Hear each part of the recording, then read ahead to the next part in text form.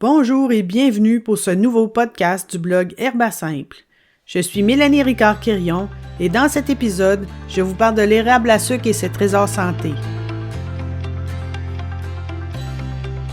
Moi, je suis une fille de la Beauce, de Saint-Georges pour être plus précise, 1 heure au sud de Québec, de la ville de Québec.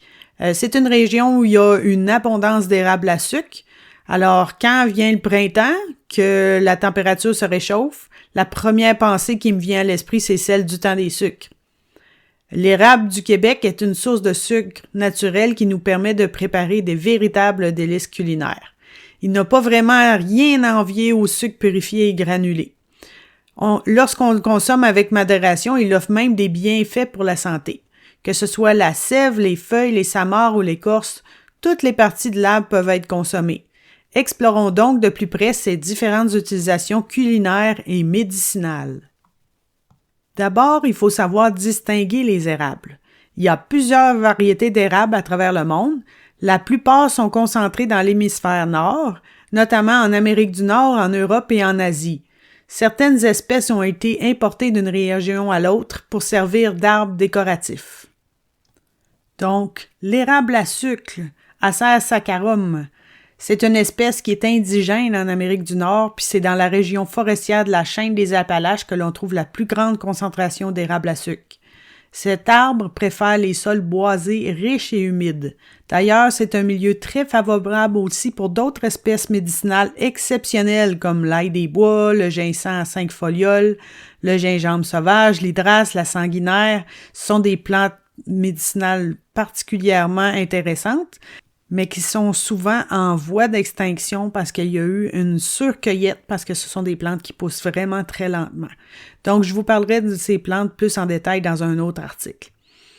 Donc, pour reconnaître l'érable à sucre, les bourgeons du printemps de l'érable à sucre sont de couleur brune et les fleurs sortent avant les feuilles. Donc, à ce temps-ci de l'année, quand ça commence à se réchauffer, on voit les bourgeons qui se gonflent.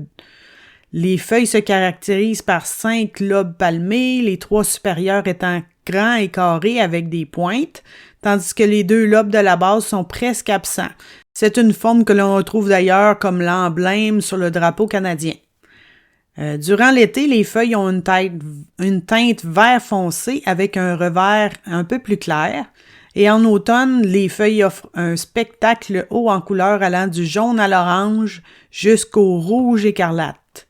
L'érable à sucre est renommé pour la qualité de son bois et pour la saveur exceptionnelle du sirop qui peut être préparé à partir de la sève.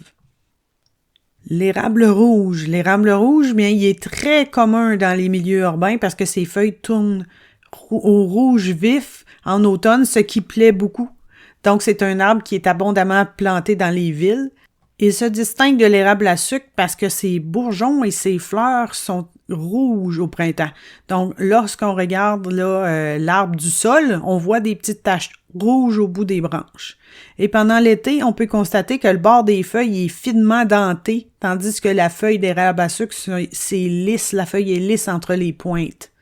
L'érable rouge produit également de la sève sucrée, mais la saveur est différente de l'érable à sucre, puis il y a moins de sucre aussi par litre d'eau. Un autre érable qu'on trouve abondamment en Amérique du Nord est l'érable argenté.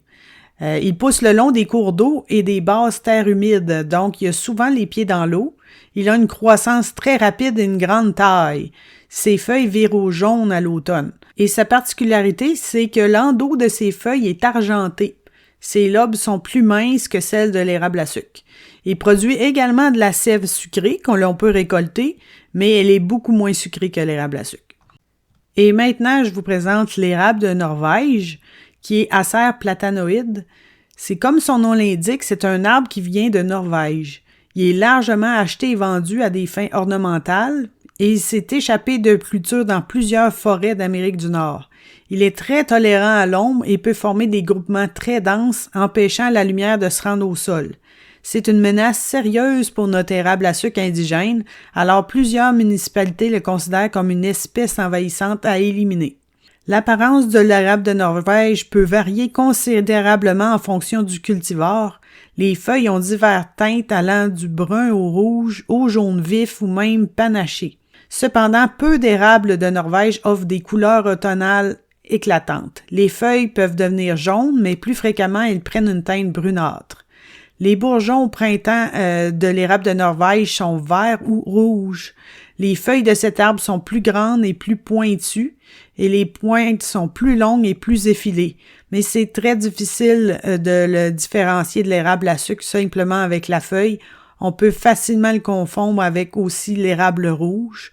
En fait, le moyen le plus simple pour l'identifier est de déchirer une feuille pour vérifier si la sève est laiteuse, si elle a une petite teinte de blanc à l'intérieur. Si c'est le cas, alors c'est bien un érable de Norvège. Jusqu'à présent, je n'ai pas trouvé d'utilisation médicinale pour cette espèce d'érable. Il paraît que la sève contient aussi du sucre, mais elle est vraiment très, très diluée par rapport à l'érable à sucre. Et si on revient à l'érable à sucre, qui est notre sujet d'aujourd'hui, eh bien, c'est au printemps que l'on procède à l'entaillage des érables à sucre pour recueillir la sève. La sève de l'érable à sucre a une teneur en glucides entre 2 à 3 % et le reste est principalement de l'eau. C'est le saccharose qui est le composé principal qui représente 2 % des glucides dans l'eau. En fait, c'est presque la totalité des glucides, mais il y a des fluctuations dans la composition des glucides et de la quantité en fonction des arbres et de la période de coulée.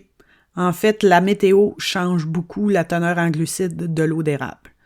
La sève renferme aussi des acides organiques, principalement sous forme d'acide malique, qui contribuent à sa saveur. On y trouve également des traces de minéraux comme le potassium, le calcium et le magnésium, ainsi que des traces d'acides aminés et des phytohormones, dont l'acide phaséique et l'acide abscisique. Malgré sa forte dilution, l'eau d'érable contient plus de 46 composés phénoliques qui, ensemble, lui donnent des propriétés antioxydantes.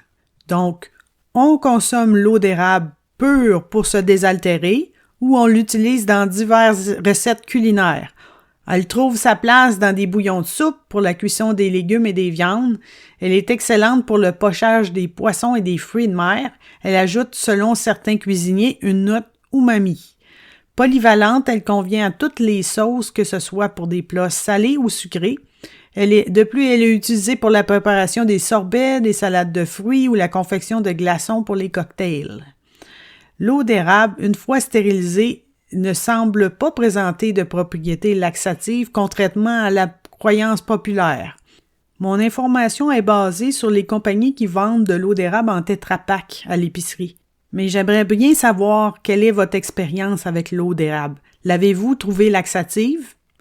Écrivez-moi un petit mot là-dessus dans mes commentaires en bas de mon article. En fait, l'eau d'érable offre tout juste une bonne quantité de glucides et d'électrolytes pour servir de boisson hydratante destinée aux sportifs. Et l'acide abscisique qu'elle contient contribue à la régulation de la glycémie.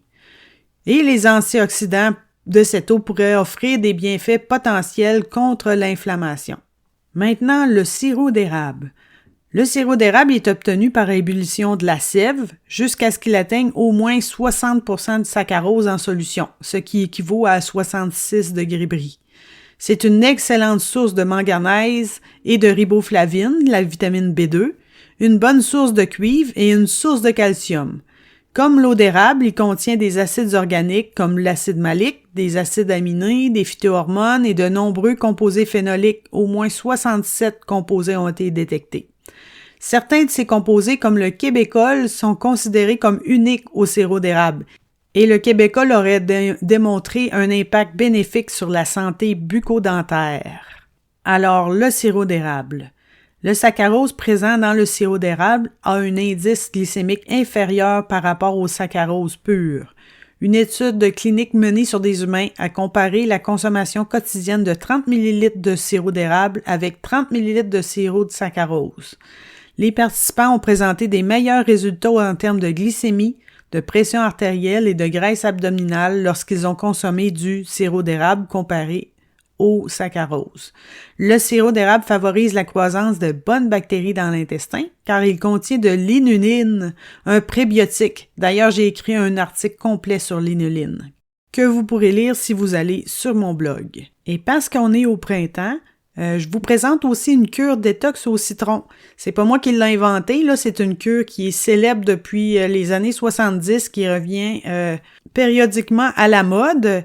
Donc, il y a eu 2 livres qui ont été écrits à ce sujet-là, un par Dr. T. Chong et S. Burrow, qui ont écrit des livres au niveau de la cure détox au sirop d'érable.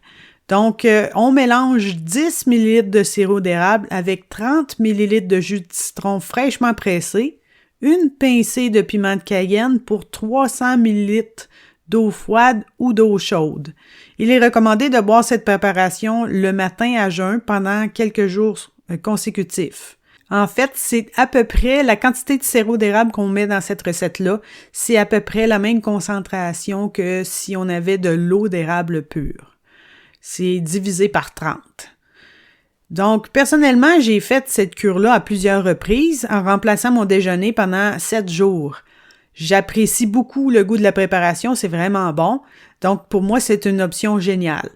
Mais à chaque fois, j'ai ressenti une grande légèreté dans mon corps et un regain d'énergie après les 7 jours. Puis j'ai noté aussi une perte de poids non négligeable. Mais lors de ma dernière tentative, au printemps dernier, j'ai eu des brûlements d'estomac avec la cayenne.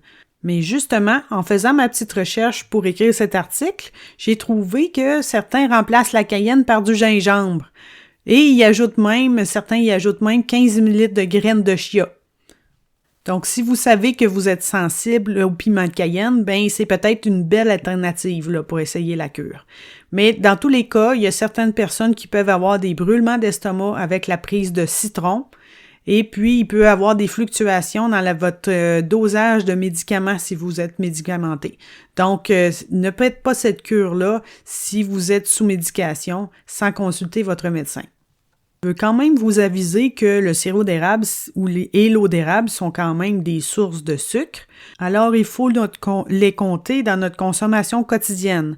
Donc, les personnes qui voudraient éviter totalement le sucre ou qui ont des problèmes de la gestion du sucre doivent le prendre en considération. C'est malheureusement peut-être pas la meilleure cure à faire pour eux. Maintenant, il n'y a pas seulement que la sève et le sirop d'érable qui sont médicinales, les feuilles d'érable sont aussi comestibles. D'ailleurs, les feuilles du printemps peuvent être mangées crues ou cuites au printemps. D'ailleurs, les chevreuils en raffolent, vous remarquerez qu'ils vont défeuiller facilement les jeunes érables. En plus de leur utilisation alimentaire, les feuilles peuvent être infusées dans l'eau chaude pour préparer une tisane.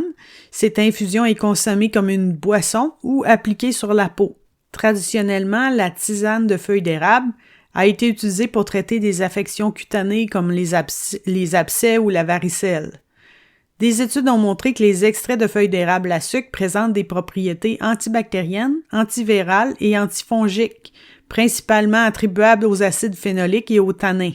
Et fait intéressant, les flavonoïdes, en particulier les ginalines, semblent avoir des propriétés anti-hyperglycémiques, suggérant des bienfaits potentiels pour la régulation du taux de sucre dans le sang. Cependant, je tiens à souligner que davantage de recherches sont nécessaires pour confirmer ces effets et déterminer surtout les doses appropriées à consommer. Pour ma part, je n'ai pas encore testé la médecine des feuilles d'érable. Donc, c'est à partir de mes recherches que j'ai pu écrire ce petit paragraphe. En plus des feuilles, l'écorce des érables est aussi comestible. On parle du cambium, c'est-à-dire l'écorce interne, à l'intérieur de l'écorce, et peut servir de nourriture de survie.